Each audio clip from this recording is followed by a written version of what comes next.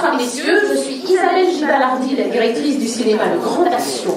Et c'est pour moi un immense honneur de vous accueillir ce soir dans le cadre de la soirée organisée par Sébastien Mayol et son vieux complice Stanislas de Vion. Et moi, je veux dire 2 mots sur Jean Rochefort, ce qui est quand même un exercice super compliqué, parce qu'évidemment, tout le monde vous connaît, les gens, puisque vous êtes l'une des figures les plus populaires du cinéma français depuis les années 60.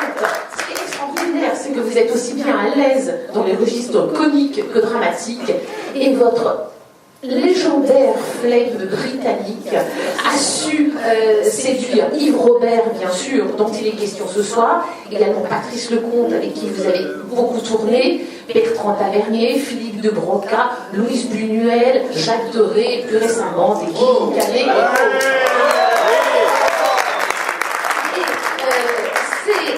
Vous avez en plus alterné durant votre carrière films commerciaux et films d'auteur, ce qui a fait un parcours extraordinaire qui a été salué par la profession. En 1999, vous avez eu un César d'honneur. Alors, on va voir un film qui date de 1976, Un éléphant, ça trompe énormément, et quand vous tournez ce film, vous avez déjà à votre actif des grands classiques.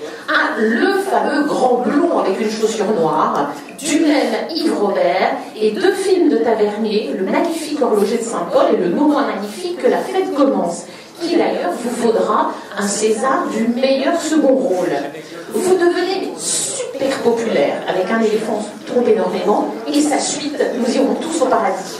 Et après, vous ferez une petite incursion dans le registre dramatique avec Le Krapp-Tambour de Pierre Schoendorfer, qui vous vaudra un César du meilleur rôle masculin. Et ça, c'est une autre histoire. Quoi dire sur le tournage? Il était bien, il était enthousiaste, nous étions heureux. J'insiste avant que le film commence sur une... C'est pas pour ça que je suis là pour vous voir, je suis très heureux. Mais je voulais revoir le scénario. C'est-à-dire que c'est un scénario où le scénariste Yves Robert et Tavernier ont travaillé 6 à 8 mois, je crois, dessus. Et on nous a beaucoup félicité, nous les acteurs. Mais le scénario est tellement bien agencé, tellement parfait, qu'être bon dans ces circonstances est très facile pour les acteurs, parce que nous sommes toujours, comme on dit, dans le métier, en situation. Alors, en prenant le plaisir de rire à ce film, regardez bien comme tout est construit, et que c'est absolument imparable. Et sans tomber dans une espèce de nostalgie réformiste, je trouve qu'on ne travaille pas assez les scénarios maintenant. Ce soir, vous verrez un exemple de scénario auquel on ne peut strictement rien reprocher. Voilà.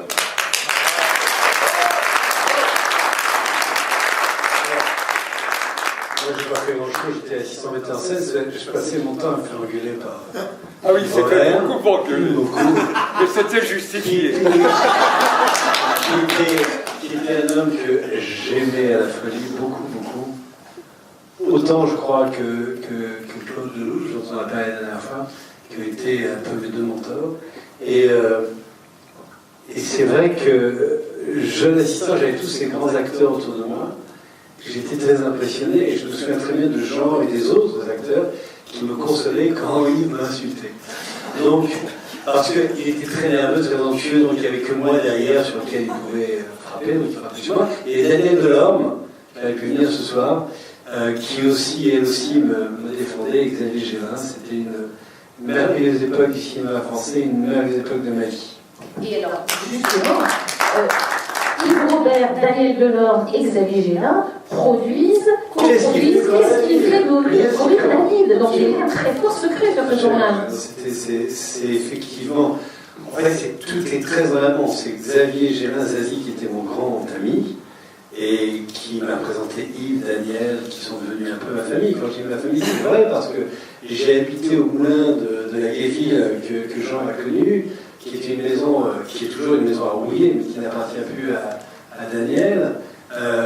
J'ai habité là-bas pendant pratiquement 1 an parce que c'est une période de ma vie un peu particulière et ils m'ont recueilli. Daniel s'occupait de moi, Yves. Je suis devenu assistant d'Yves. J'ai ensuite fait d'autres films avec eux et puis j'ai fait Pacific Coronavi qu'ils ont reproduit. Absolument. Voilà, alors, c'est un bon film. Hein. Jean est comme ça, donc c'est un bon film. Merci, un immense merci.